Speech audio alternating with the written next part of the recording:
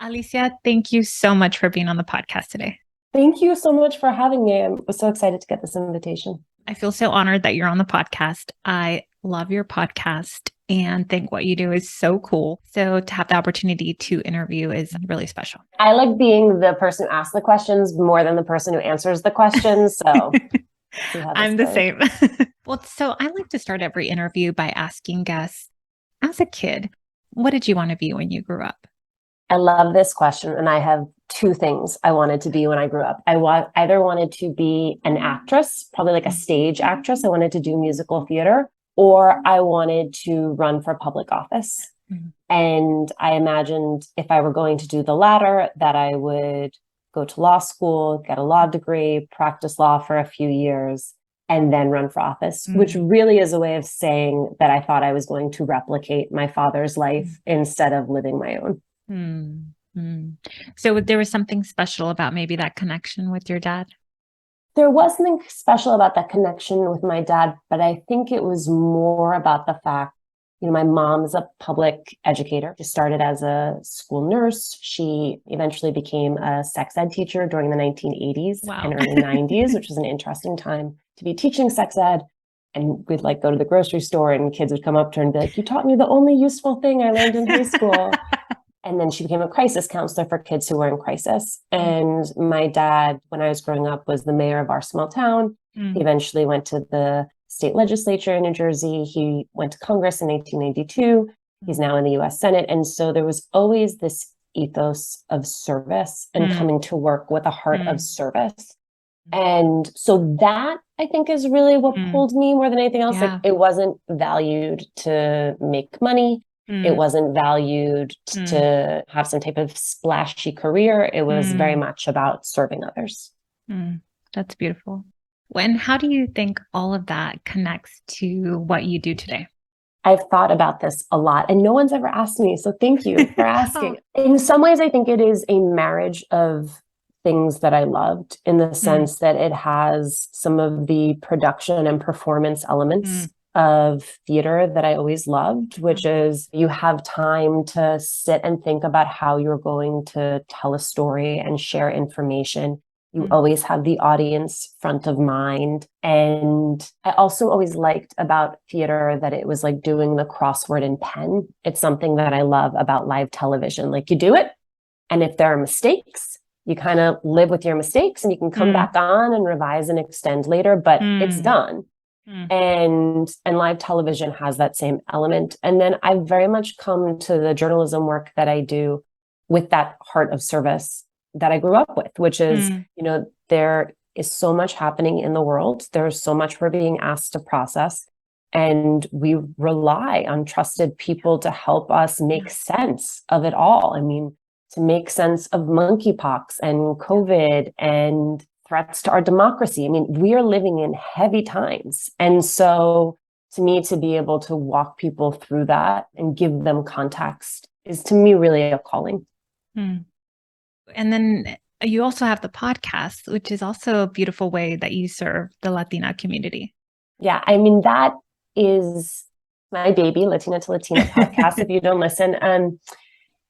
I always felt when I spent a few years at Fusion, which was a cable station that was owned by Univision and ABC. And so I got access to so many amazing Latina actresses, Latina directors. And we would always have this sort of conversation for the TV show. And then they say cut and the cameras go off, the mics go off. And then you have the real conversation where you're like, but how are you really? How is it going? And I always found it interesting that even though I was often talking with people who are in a completely different industry than I am, Hollywood's a different beast than news, that there were so many shared experiences and shared feelings of needing to make ourselves seen, to prove our competence, to prove our excellence, that what I wanted to do was start the interviews there. Right? What were those conversations like? And I also felt for myself, to go back to your first question, I really thought I was going to grow up, I was going to go to law school. I had this path. And after I graduated from college, I worked on a political campaign and I saw how much power the media had to set the narrative for what it was we were talking about. You had this whole communication shot being we're going to talk about jobs today. No, Like if the media decided you were going to talk about highways, then you were talking about highways. And all of a sudden that became really interesting to me, where I was like, oh, what are they doing over there? But I was also a 22, 23-year-old who had never considered a plan B. And so all of a sudden I felt very lost. And when I look for sort of like, okay, who are other Latinas in media? Who are other Latinas who have somehow woven their interest in politics with their interest in media? Like you end up on people's Wikipedia pages. And that doesn't give you any sense of, I took this job, then this job, then this job. These were the sacrifices I made in order to do it. And so I wanted to give other young Latinas access to some of the insights and tools that I felt were missing. And how was that for you, making that pivot? You said, oh, I had this path. You'd had success. You went to a great school. Was it hard to make that pivot, to make that change? Yeah, it was near impossible. I was really committed to doing it by myself, perhaps foolishly committed to doing it by myself. So like my first job in media, I'm pretty sure I found off of Craigslist. It was, which both like tells you how old I am and how stubborn I am. But it was a job as a television guest booker at a station in Westchester, New York. So it was someone's political talk show, and I was supposed to find guests and book guests for them. It is one of the most important and most unglamorous jobs in television. But doing that job, I learned so much about how television gets made and what makes a great guest and what makes a great host. And it was the first job where after I was there for about a year, they let me do an on-camera package. And all of a sudden I knew I could do it. And it removed that question of if I could, but I was still struggling with whether or not I wanted to go back to advocacy and direct service. It's the thing, you put together an amazing package, you do an amazing piece. There's no guarantee of who it reaches or whose mind or heart it changes. Very different than direct service, where you can say, I registered this many people to vote. I turned this many people out. I drove this lady to her doctor's appointment. Like, you know what you're doing. And in media, it's just a little bit more amorphous sense of impact. And so I struggled back and forth with that. And then even as I was doing like a lot of analysis, that's really how I got my start in television. I did spots on CNN and MSNBC, often marked as a Democratic strategist, even though really what I was a person who was working in progressive politics. But in the early 2000s, that was the way you got on television, was to either be a Democrat or one or the other. And through that analysis, I met a lot of executives who were like, oh, like a young Latina talking about politics on television. It was rare at the time. I hope it has become increasingly less rare. We still have a lot of work to do. And through that, I met this woman named Josanne Lopez. And Josanne really changed the trajectory of my entire life, because she was like, you really got this. Like, you've got something special. And you know how like, you need to hear that from someone? Because otherwise, I think if she had not found me, I might have just said, well, this was like a nice flight of fancy, but now I need to go back to having a real steady job. And she tried to hire me for years. And then finally she went to HuffPost Live, which was the streaming network at the Huffington Post. And she brought me in for an audition. I aced that audition, and she offered me a job a week later. And that was what allowed me to make that transition from working full-time in the nonprofit world, in the advocacy world, to working full-time in media. But that took 6, maybe 7 years. Like, that pivot was not neat, in part because it took me a little while to get clarity on what I wanted. But even once I knew what I wanted, it probably took about 4 years. Well, thank you for sharing that. That's so generous of you to share, because part of the reason I started this podcast was because I feel so strongly about people doing work that they find purpose, fulfillment. And a lot of the times that might mean a pivot. And sometimes when we think of pivots, we think, well, if it's an easy pivot, or if I can just quit my job and go do what I love. And the reality is that pivots can take time. And so I love that you just shared that it wasn't just, this is what I want to do, I'm going to go do it, and it's done. The fact that it took time. Yeah, it takes time. I also think, I'm so glad that you focus on pivots, because the other thing is, I think that we as women are called to pivot even more. I think we're asked to pivot often if we choose to partner and connect our lives with someone else's life who has their own career demands. Every woman I know who has become a mother has been forced to pivot in some way, big or small. And so having that sense of how you get from point A to point B, and knowing that it might not be a direct line, and that it requires a lot of you. It requires clarity. It requires having a really good sense of who you know that can help you get from point A to point B. Like, it's not as though when I decided I wanted to make that move, it was like, well, let me call up all my friends in television. I had no one I knew in television. And so instead it took, okay, here are all the people I went to college with. Here are all the people I know through the world of politics. Who knows someone who knows someone who knows someone who can get me in front of someone who's not going to give me a job, is just going to give me a little piece of information that is going to help me understand how to make that next step. And how did you go about doing that? Because I imagine it must have been scary, like even thinking about your connections through your dad or through school, like being vulnerable and saying, hey, I know I said I wanted to do this other thing. Now I'm interested in this other dream. Could you make an intro, or could you connect me, or what do you know? How was that for you? What did it take? Was it a place of vulnerability, or was it like, okay, I start with someone I'm comfortable with? How was that process for you? It was the literal worst. And in part, again, because I wanted to do it myself. So I did, I wanted to use the world of connections that I felt were legitimately mine and not somebody else's. And I think the hardest thing, or like the thing that I can offer someone, is that the most direct path from where I was to where I wanted to go would have been to maybe have gone back to journalism school and started to report in a local market, and then do what is a very traditional move where people hop from market to market to market until finally they arrive in a large market, or someone at a national network sees them and picks them up. And I had to really sit with the fact that that wasn't quite it for me, that if I was going to spend 8 or 10 years doing that, I almost rather spend those years doing the direct service work. And so part of what I did was to do both, to both maintain these jobs in the advocacy world while also appearing on television and getting to sort of have a piece of both, even though it means that I was doing a lot of unpaid labor. And it was through that I then began to make my own set of connections, and that people began to know me as a person who did television, even if they did not think of me as a television person. You started building credibility and connections and relationships. Where did you go from there? So you were doing this work, you were finally able to pivot. Yes. And I want to say, because I think this is also important for women, is part of what that pivot required. My now husband and I were boyfriend, girlfriend. We were living together in Washington, D.C. I got offered this job at the Huffington Post in New York, and he got offered a job in Miami, which is where he's from and where his parents are, and he wanted to be.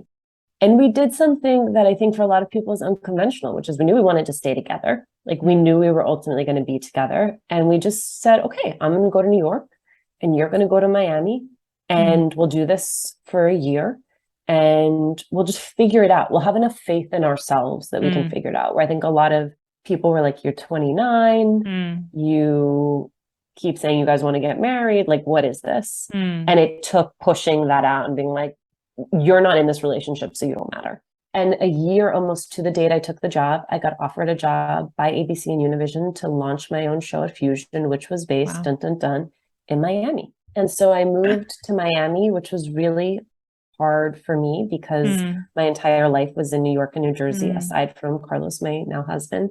And I had just come off of launching HuffPost Live. This was going to be another launch, which is, it's like you're building the rocket as you're launching it. It's a different level of involvement. And I did my show there, Alicia Menendez Tonight, for a few years. I learned so much, in part because we were staffed by really young people who were new to the industry, which on one hand was really hard. On the other hand meant we got to do everything.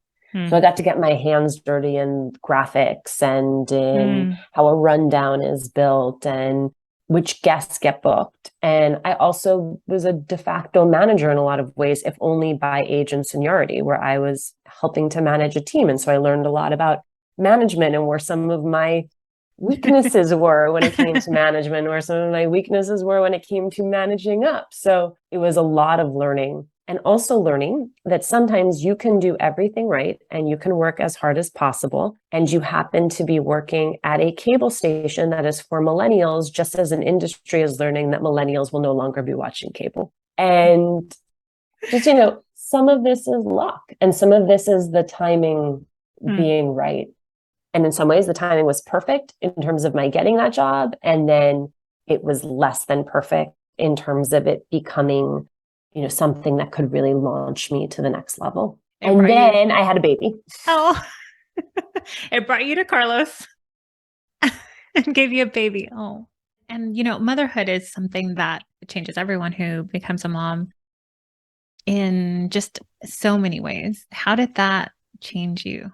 Becoming a mom made things crystal clear in the sense that for someone who struggles with prioritization and struggles with sitting still and being in place, she very quickly became my top priority. I nursed for a very long time. So we also were like in this symbiotic relationship where we were together all the time. And it forced me to be still as I am capable of being. Right? Like, yes, we went on 20 walks a day because I couldn't literally sit still, but to stay in one place and to think about what it was I wanted and who I wanted to be and what I wanted to do. And it raised the stakes of everything because all of a sudden I had this little person I wanted to be with all the time. So every decision was weighed against, is this worth the time that I will miss with her? And like it's your first baby. It's the first few months. You're so precious about that. Like I now have 2 children. I love them both. It's just, you give yourself more grace as the time goes on. Yes, definitely. But that's how it changed me. And, it also, basically my time at Fusion ended as I had my daughter, Lena. And so what that meant was I also had to figure out who I wanted to be professionally. So I started to piece things together. I had a proposal for a nonfiction book that I'd been sitting on, but hadn't quite finished. I finished it. I pitched Vice on doing some pieces for Vice. Like I very much cobbled together an existence that would allow me to stay in the game, because looking for a job, especially a job in television when you are 7, 8 months pregnant, is suboptimal. And so I found a way to make it work. And that's always what I say to women, which is I was like, your only job right now is to stay in it. It's not, you don't need to be the best.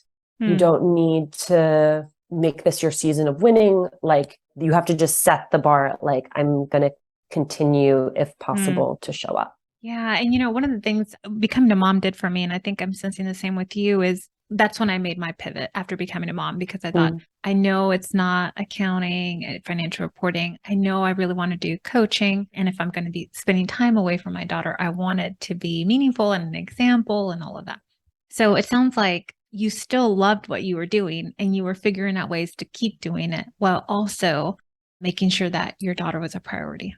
Can I also, though, put a pin in this and say I'm a failed life coach? I went to one module did you? That's so life cool. coaching. I loved it. Like it was awesome. I think everyone who has interest or the resources to do it, learn how to ask powerful questions, learn how like telling people what to do is actually not the most powerful way to be helpful. But also it taught me that it wasn't the way I saw myself having impact.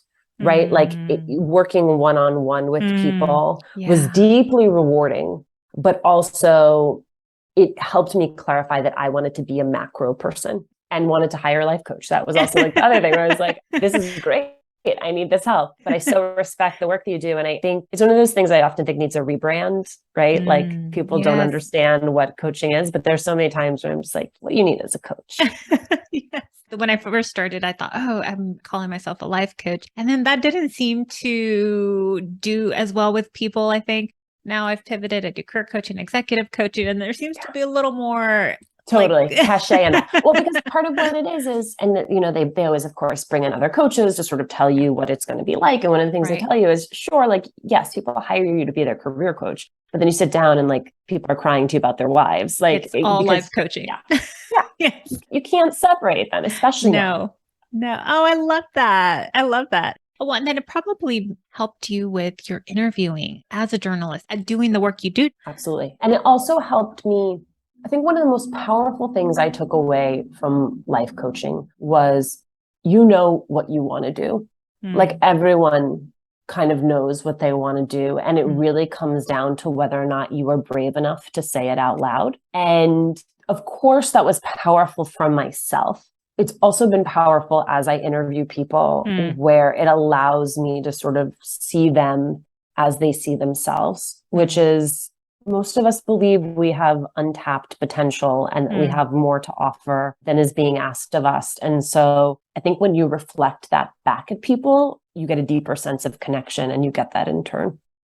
Yes. One of my top values, connection. And one of the things I love so much about coaching and then this podcast, of course, is the connecting piece, listening deeply, seeing the other person, that empathy, that energy of empathy. It's beautiful. I love that you did that. I also love that when you're like us and you value connection, then when I can't connect with someone, I'm like, what is wrong? What is happening? What did I do wrong? Why is this person at Twitter mad at me? Don't they know I value connection? Well, that's actually a good segue into your book, because Alicia wrote a book, The Likeability Trap. I'm currently reading. I recommend everyone to read it. And one of the things that surprised me when I started reading it was that you said, I really wanted people to like me. And I found that so fascinating because I think of you as this successful, powerful Latina. And when you said, I really desperately wanted people to like me, and I thought, oh, me too. Me too. A sigh of relief. Okay. And I know this, right? But I think sometimes we can make up in our head that, like, if there's someone who's really successful, maybe they don't struggle with some of the same things. And as a coach, I know that that's not true. And I see it all the time. It's just a good reminder, though. As I read your book, I was like, okay, I'm not alone. You're not alone, especially as someone I interviewed for my book told me we as Latinos are raised with a PhD in graciousness. We're like taught to, it's not just when you walk into a room, you don't just represent yourself, you represent your mom and your dad and your sister and your brother and your whole community and the block you grew up on, and like all Cubans everywhere. It's always it, right? I will not get in lounge pants in a plane because I think I'm representing my parents. Like, I'm representing every Latino in the country. I got to look nice on this plane. Where I had a gringo mother that I'm like, no, I wear stretch pants on a plane. Like, that's a bridge too far. But yes, that it is exactly. And I think the thing is, it's like, this is not a do you care or do you don't care. That's often how we frame it. It's that it exists in degrees of caring. And we all know someone who's truly paralyzed by what other people think of them, who can't make a decision without having a ton of people sign off on it. And then there are people who really like don't give a damn and they're off living their lives. And what became interesting to me was that I know that women like us pay a price for the fact that we care. I know because when I put my head down at night to this day, I still think through every awkward interaction I had, every time I might have overspoken, anything I might have said that might have landed wrong. I also think we pay a price because we're often not seen as bold, assertive leaders if we present heart first. And then it was interesting to me, though, to learn that those women who I admired because they actually don't care, that they also paid a price for being themselves, that they were often dubbed unlikable or unmanageable and seen as problems. And so that became almost more interesting to me than the personal piece of this, which was like, why are systems and structures set up so that whether you care or you don't care, you're not set up to succeed? Yes. And as you were describing those in the book, I thought of my time at a Big Four accounting firm and how I thought of the women who were higher up on the chain. And I reflected on some of the perceptions around them. Okay, if they were really successful and maybe not the warmest, quote, how they were perceived, and oh, she's not as likable, and she's whatever people would say. And I think that's so interesting because I always have, I think I heard you say on an interview, I was warm and communal. I'm the warm and communal. I've always thought, oh, I want to be the other thing, though. I don't want to care, all those things. But the other side also pays a price. And I see this in coaching too, right? When I'm coaching someone who actually is trying to be the other thing, it comes up a lot, both sides. Well, because what we expect of women, which is that warmth, is different than what we expect of a leader, which is someone who can advocate for themselves assertively and strongly. And I think there are like rare people who manage to hit the perfect mark of being just enough of both so that you see them as being both strong and warm. I mean, there's something funny about you, which is you're super warm, but I also would not mess with you. Like, you have don't mess with me energy. Really? Oh my God. Thank you for saying that. You're welcome. You're welcome. You do. It's probably the mom in you where you're like, But yeah, and it really comes up for women who work in male-dominated environments and who are super ambitious. We are all sort of familiar, I think, at this point with the success likability penalty. The more successful a woman becomes, the less other people like her just because. And I think that sometimes gets framed as like a one-time choice between success and likability. And if it were a one-time choice, then I would tell you to choose success every time because you will not be successful unless you actively go for it and the likability there is no guarantee of. But it's not. It is a series of choices from the minute a woman starts her career to the moment she ends her career, where you're asking yourself, what is the trade-off here? Right. So it's like all of these studies of women in STEM who have incredible GPAs. They were less likely to be hired than women who had sort of mid-level GPAs, because the women with like, a 4.2 in engineering was assumed to be unlikable, was assumed to be someone like you just didn't want to spend time around, because she was actually so hyper competent that you couldn't imagine that she would be both great at her job and great at the office holiday party. So, when you're going into an interview and you're asking for a title or for a raise, that there, and I think we just have to be real about this. There is still a price and a penalty that women pay when they advocate and ask for themselves. That doesn't mean that they shouldn't ask and advocate for themselves, but we do need to let women know what they are up against and the dance that they are doing. And so it's everything. It's every time you say to someone you manage, like, hey, you were supposed to have this deck to me 2 days ago. Where is it? Like, how you frame that will frame their perception of who you are as a manager. As I'm reading the book, I'm thinking, so what do we do? Well, I guess the question is, what do we do for each other? What do we do for ourselves? For ourselves, I think there are some really useful tools in the Likeability Trap that I largely got from coaches like yourself. And so I wonder actually if you have any tips or tricks, because I'm always collecting them. The one that I think is most resonant with people is most of the feedback that women get is critical subjective feedback, meaning people love to talk with us about our voice and how we sit in a chair and how we use our hands. And that's fine, but you're not spending then time talking about how someone does their regression analysis or how they actually interface with clients. And all of that feedback is really subjective. I mean, you can tell I have terrible posture. I use a ton. I use my hands, but you actually being Latina, being millennial, you might like that stuff about me. You might be like, that actually makes her a more effective communicator to me because she reminds me of my friends and my cousins. Someone might be like, I can't follow anything she says because of these affectations. So when you're in a meeting and you're given this critical subjective feedback where someone says, Lupe, you're just too aggressive, that you say, compared to whom? Like, would you say that about Joe on our team? You say that about Danielle, like who, like explain that to me. And that gives the person on the other side of the feedback an opportunity to sort of consider whether or not they would use those same words to describe someone else and the extent to which gender, race, sexual orientation might be weighing in. And the other question, which I like even more, is, can you draw a line for me from how you see me showing up or how you perceive my style to how it impacts the results of my work? So you were in accounting, like that's a very metrics driven field. It's like, is it my numbers? Is it my client retention? Like what is actually difference?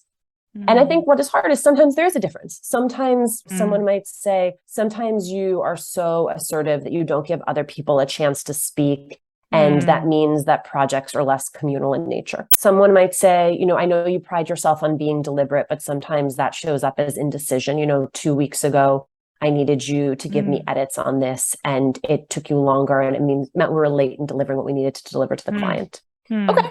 Like now I understand how the style is connected to the substance, but to really drive things towards results. And then also, I think we as managers have to do that, right? Where it's like, what am I coaching this person toward? Am I coaching this person toward showing up the way I show up so that I have 10 Alicias all around me? Because 10 Alicias aren't a good team. That's a team that like sits around, has great ideas, gets along, and then gets nothing done. Like for example, I am a conflict averse person. I do not enjoy conflict, especially with people who are lateral to me or people I manage. That means I need to have someone on a team with me that is very comfortable with conflict so that when I don't want to have a conversation or I don't want to face something head on, there is someone else who can. And it took me a long time to get there because I'd rather be on like a happy team where nothing is done. Same. Oh, I thank you for sharing those tips. I recently read a book from one of my colleagues who wrote a book on feedback. And she shared something like, instead of saying something vague, like you're a bad public speaker, maybe giving some specific behaviors that maybe affected the speaking. You were looking down at your notes and maybe you lost people's attention or whatever. So giving specific versus just as very general.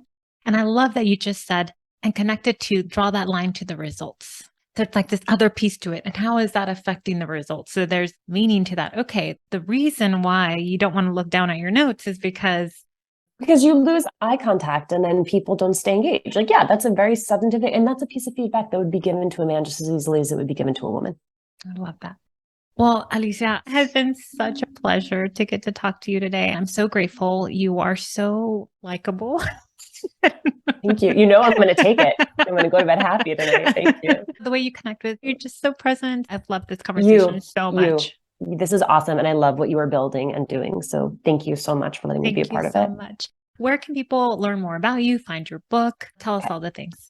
Okay. So find the book anywhere books are sold. If you would like to write a nice Amazon review, I would take it because yes, I am still checking the reviews because yes, I still care about likability. More importantly, once you're done with this podcast, go and check out Latina to Latina. We are approaching 2 million lifetime downloads. So it's an exciting time for us. And we're always excited to bring new people into our community. And then I am most active on Instagram where I am at Alicia Menendez XO. Because there is a teen in Spain who grabbed Alicia Menendez before I did. There's a Lupe Prado in Mexico who has 2 photos and like 10. And I'm like, Lupe, give it back. It's mine. I've considered messaging her. And then I think she's probably not even on Instagram, to be honest. She probably wouldn't even see it. You should message her. You should offer like $20 and ask her if you can buy it back. Yeah. Thank you so much. This was such a pleasure. Thank you. Thank you, Lupe.